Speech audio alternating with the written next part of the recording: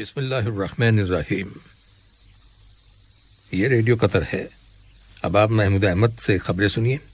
ابتدا میں پیش خدمت ہیں اہم خبروں کی سرخیاں۔ صاحب اسم امیر نے امریکہ کے صدر کو ان کے ملک کے شمال مشرقی علاقے میں آنے والے سمندری طوفان اور سیلابوں میں ہونے والی ہلاکتوں پر تعزیت کا برقی پیغام ارسال کیا ہے۔ قطر کی جانب سے مسلسل مدد کے جذبے کے تحت قطر کا تیسرا طیارہ امدادی سامان لے کر افغانستان کے دارالحکومت کابل پہنچ گیا ہے۔ وزارت صحت نے کہا ہے کہ ملک کے اندر کرونا وائرس کے مزید 204 مریض صحت یاب ہو گئے ہیں، جس کے بعد شفا پانے والے افراد کی مجموعی تعداد اب 2,30,168 ہو گئی ہے۔ اور امریکہ کی مشرقی ریاستوں میں سمندری طوفان اور شدید بارشوں کی وجہ سے ہونے والے حادثات میں کم از کم 46 افراد ہلاک ہو جانے کی خبر ملی ہے۔ یہ تھی اہم خبروں کی سرخیاں، اور اب سے چند لمحوں بعد تفصیل سے خبریں نشر کی جائیں گی۔ لیجیے اب آپ تفصیل سے خبریں سنیے۔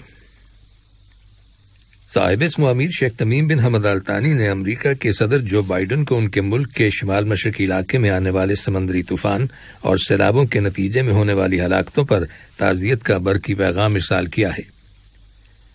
صاحب اسم امیر نے اپنے پیغام میں زخمی ہونے والے افراد کی جلد از جلد صحتیابی کی تمنا کا بھی اظہار کیا ہے۔ نائب امیر شیخ عبداللہ بن حمد آل ثانی اور وزیر اعظم و وزیر داخلہ شیخ خالد بن خلیفہ بن عبدالعزیز آل ثانی نے بھی امریکہ کے صدر جو بائیڈن کو سیلابوں میں ہونے والی ہلاکتوں پر تعزیت کے برقی پیغامات روانہ کیے ہیں۔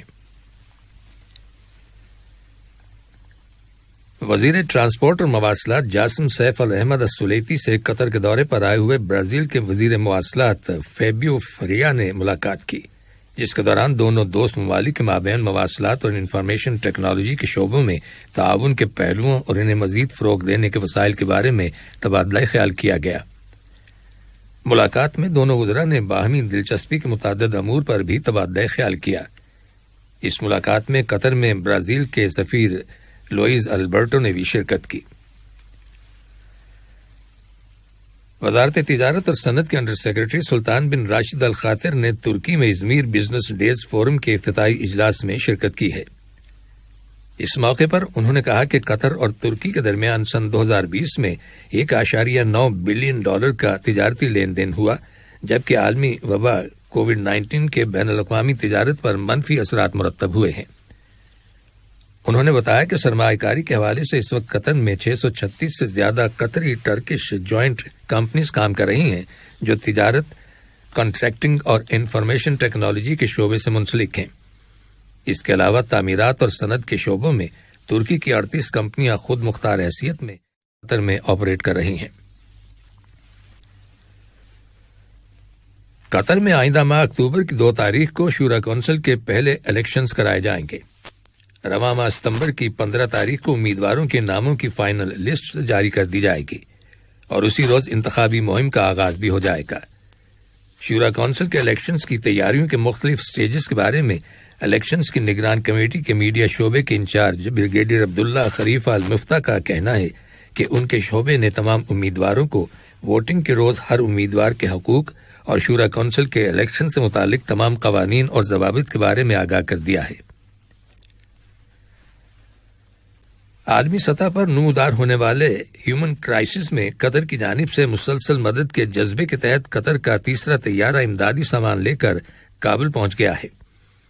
وزیر خارجہ کے خصوصی ایلچی ڈاکٹر مطلق بن ماجد القحطانی نے، جو اسی طیارے کے ذریعے وہاں گئے ہیں، اپنے ایک بیان میں کہا کہ کابل ایئرپورٹ اور دیگر ہوائی اڈوں کے ذریعے انسانی امداد فراہم کرنے کے لیے گزرگاہوں کا کھولنا ضروری ہے۔ ڈاکٹر القحطانی نے کہا کہ وہ طالبان کے ساتھ سیاسی معاملات کے بارے میں بات چیت کریں گے، جس میں ملک کے اندر اقتدار کی پرامن منتقلی اور افغانستان کے اندر بحالی امن کے موضوعات کے بارے میں غور و خوض ہوگا۔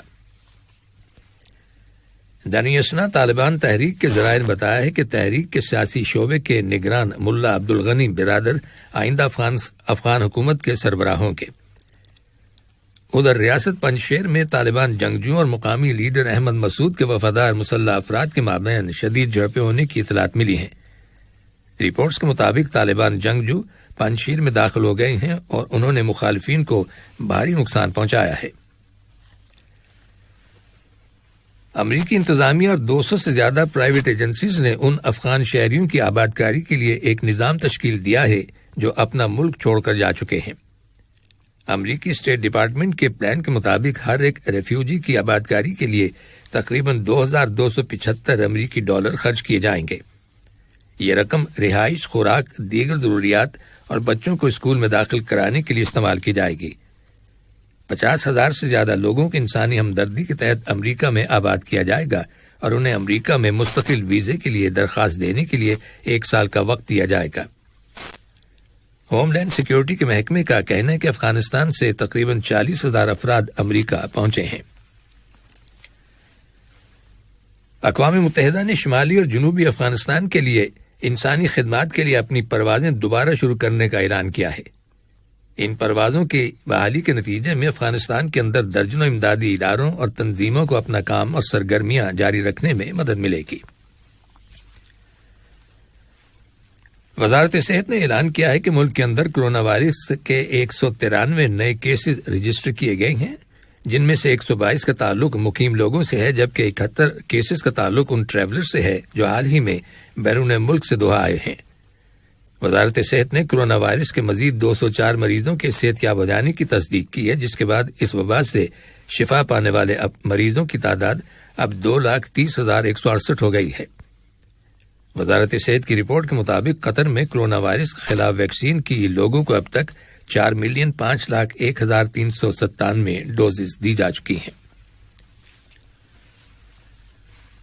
یہ خبریں ریڈیو قطر سے نشر کی جا رہی ہیں۔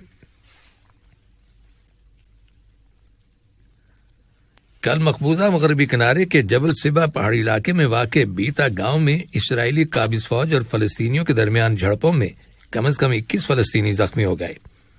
فلسطینی ہلال احمر کی رپورٹ کے مطابق اسرائیلی فوجیوں نے فلسطینی مظاہرین پر ربر کی گولیاں برسائیں اور سٹن گرینیڈز پھینکے۔ کچھ فلسطینی فوجیوں کے ساتھ جھڑپوں کے دوران زمین پر گرنے سے زخمی ہوئے۔ اسی طرح 15 فلسطینی آنسو گیس سے دم گھٹنے کا شکار ہوئے۔ جھڑپوں کے دوران ایک ایمبولینس گاڑی آنسو گیس کے کنٹینر سے ٹکرا گئی اور اس کے سامنے کی ونڈ شیلڈ سے ٹوٹ گئیں۔